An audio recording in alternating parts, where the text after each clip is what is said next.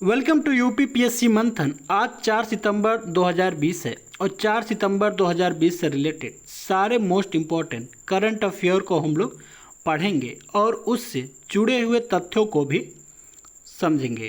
तथा जो लोग हमारे चैनल पर नए हैं वो लोग हमारे चैनल को सब्सक्राइब जरूर कर लें। तो चलिए शुरू करते हैं। पहला मोस्ट इम्पॉर्टेंट करंट अफेयर है, one nation one ration card योजना भारत के कितने राज्यों में लागू हो गया है? तो one nation one ration card योजना जो है भारत के 26 राज्य और केंद्र शासित प्रदेशों में लागू हो गया है। यानी यहाँ पर ऑप्शन सी जो है 26 सही है। केंद्र शासित प्रदेश लद्दाख और लक्षद्वीप को अभी हाल ही में one nation one ration card योजना में शामिल किया गया है। इन दोनों केंद्र शासित प्रदेशों के शामिल होने के बाद भारत के कुल 26 राज्यों और केंद्र शासित प्रदेशों में यह योजना लागू हो चुका है, जिससे अब लगभग 65 करोड़ लोग इस योजना का लाभ प्राप्त करेंगे। किस योजना का लाभ? One nation one ration card योजना का लाभ। आपको बता दें कि अब इस योजना के तहत भारत में कहीं पर भी किसी भी सरकारी दुकान से आप इस कार्ड के जरिए राशन खरीद सकते हैं। केंद्रीय उपभोक्ता मामले और खाद्य और सार्वजनिक वितरण मंत्री कौन है? तो रामविलास पासवान जो है केंद्रीय उपभोक्ता मामले खाद्य और सार्वजनिक वितरण मंत्री हैं। आपको बता दें कि लक्षद्वीप की राजधानी क्या है? तो लक्षद्वीप की राजधानी कावारत्ती है और इसके प्रशासक जो है दिनेश्वर शर्मा है। जैसे यूपी में गवर्नर और जो है लेफ्टिनेंट जो है लद्दाख में नियुक्त होते हैं, उसी तरह लक्षद्वीप में जो है प्रशासक नियुक्त होते हैं। वहीं जो है लद्दाख के गवर्नर कौन है? तो लद्दाख के गवर्नर जो है राधा कृष्ण माथुर हैं। नेक्स्ट क्वेश्चन है, भारतीय रेलवे द्वारा विकसित रिमोट नियंत्रित मेडिकल ट्रॉली का क्या नाम है? आपको बता दें कि अभी भारतीय रेलवे ने एक रिमोट नियंत्रित मेडिकल ट्रॉली बनाई है जिसका नाम जो है मिड बोट है। यानी यहाँ पर ऑप्शन 4 मिड बोट जो है सही है। भारतीय रेलवे ने कोविड-19 रोगियों को भोजन और दवा पहुंचाने के लिए मिड बोट नाम से एक रिमोट नियंत्रित मेडिकल ट्रॉली विकसित की है। वर्तमान में भारतीय रेलवे के डीजल रेल इंजन कारखाना वाराणसी के केंद्रीय अस्पताल में मिड बोट सेवा प्रदान कर रहा है। आपको बता दें कि वाराणसी में जो है डीजल रेल कारखाना है, यहीं पर जो है डीजल से चलने वाला रेल बनता है। नेक्स्ट क्वेश्चन है, कोल इंडिया 2023-24 तक कितने परियोजनाओं पर 1.22 लाख करोड़ रुपए का निवेश करेगा? तो कोल इंडिया द्वारा जो है 2023-24 तक 500 परियोजनाओं पर 1.22 लाख करोड़ का निवेश किया जाएगा। यानी ऑप्शन ए यहाँ पर 500 परियोजना जो है सही है। केंद्रीय कोयला एवं खनन मंत्री जो है प्रहलाद जोशी के अनुसार कोल इंडिया 2023-24 तक 500 परियोजनाओं पर 1.22 लाख करोड़ रुपए का निवेश करेगा। कोयला के क्षेत्र में देश को आत्मनिर्भर बनाने के तहत कोयला मंत्रालय नित्य नए विकल्पों को तलाश कर रहा है। इस निवेश का उद्देश्य जो है भारत को कोयले में आत्मनिर्भर बनाना है।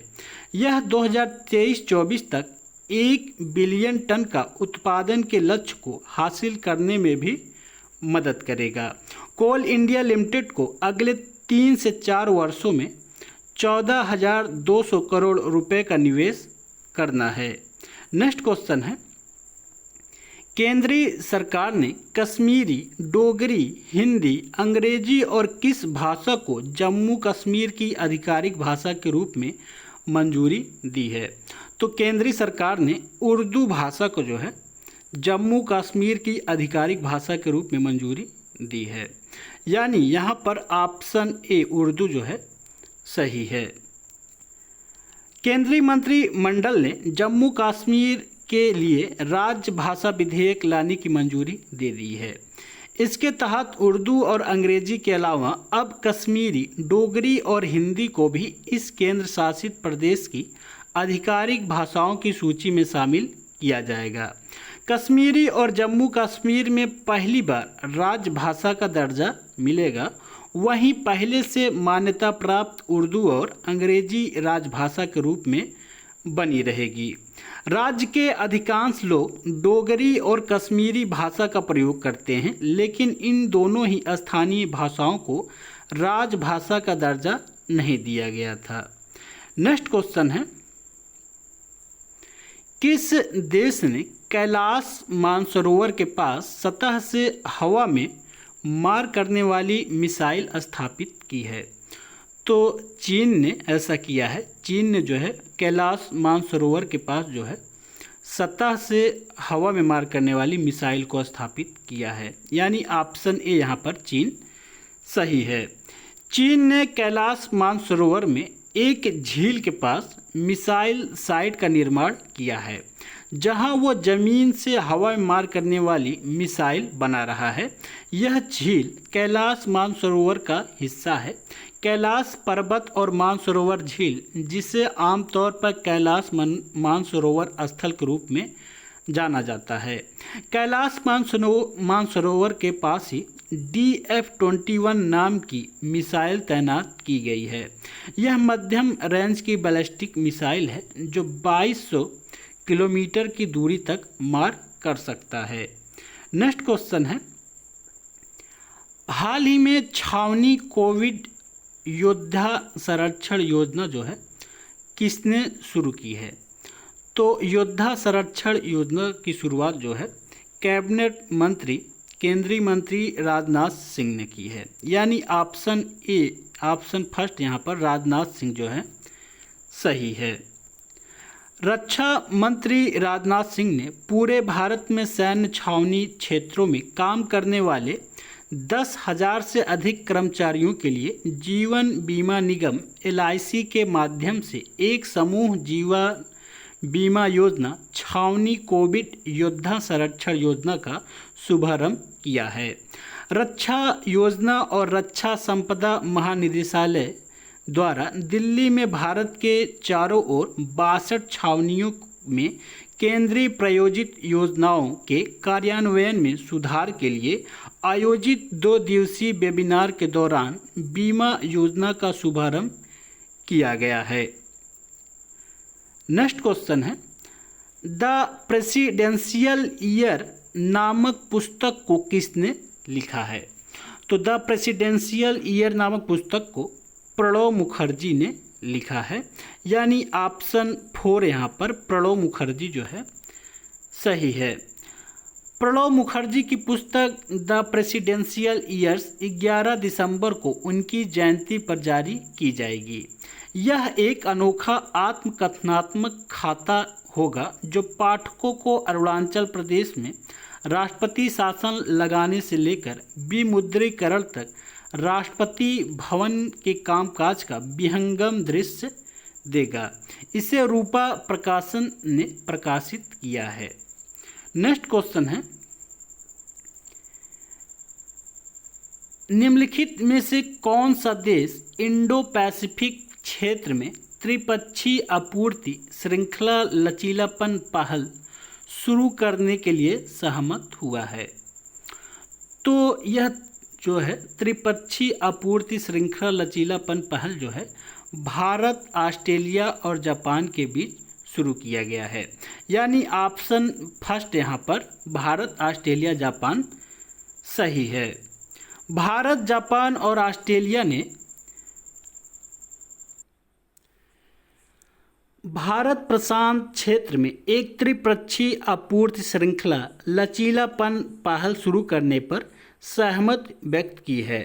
यह पहल क्षेत्र में मुक्त, पारदर्शी व्यापार और निवेश वातावरण पर ध्यान देने के साथ एक लचीली आपूर्ति श्रृंखला बनाने में मदद करेगी।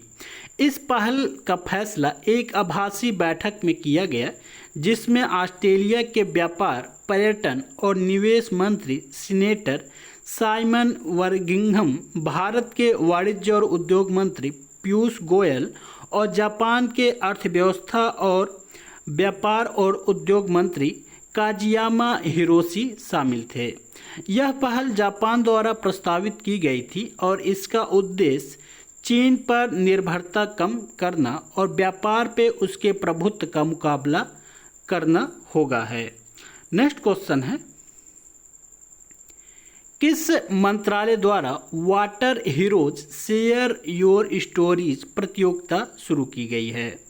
तो जल शक्ति मंत्रालय द्वारा यह प्रतियोगिता शुरू किया गया है, यानी ऑप्शन ए यहाँ पर जल शक्ति मंत्रालय जो है सही है। यह प्रतियोगिता लोगों को प्रोत्साहित करेगी और देश भर से जल संरक्षण में सर्वोत्तम प्रयासों को एकत्र करेगी। हर महीने पुरस्कारों के लिए अधिकतम 10 लोगों को चुना जाएगा। सभी चयनित लोगों को 10,000 रुपये का नगद पुरस्कार और एक प्रमाण पत्र सौंपा जाएगा।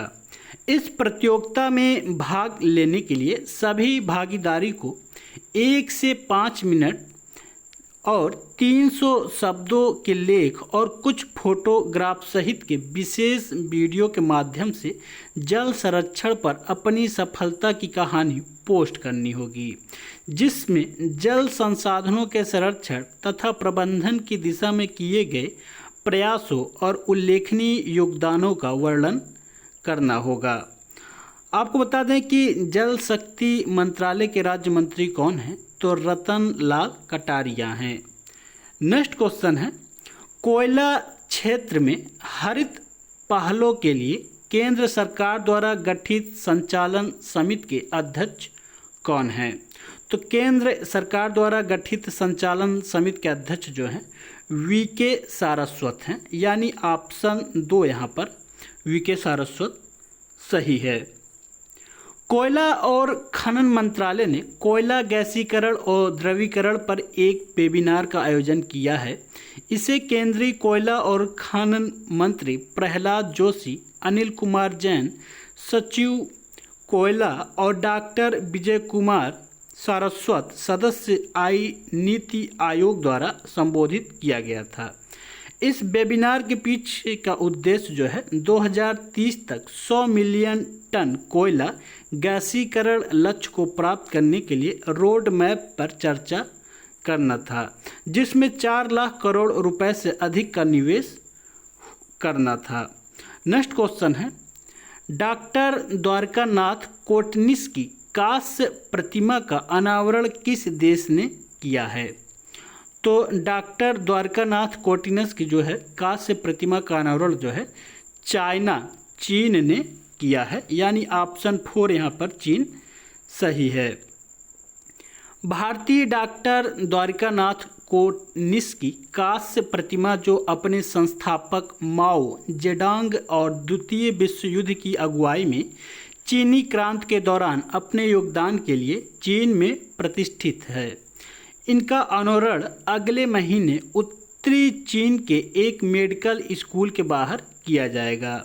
कोटनिस जो महाराष्ट्र के सोलापुर के रहने वाले थे, 1938 में द्वितीय विश्व युद्ध के दौरान चीनियों की मदद करने के लिए भारतीय राष्ट्रीय कांग्रेस द्वारा भेजे गए डॉक्टरों की 5 सदस्यीय टीम के हिस्से के रूप में चीन आए थे। वह 1942 में communist party of China CPC में शामिल हुए और उसी वर्ष 32 वर्ष की आयु में उनकी मृत्यु हो गई थी। चीन में ही दिहुआ के नाम से जाने जाने वाली कोटनिस की कांस्य प्रतिमा का सितंबर 2020 में झुआंग स्थित मेडिकल स्कूल में औपचारिक रूप से अनावरण किया जाएगा।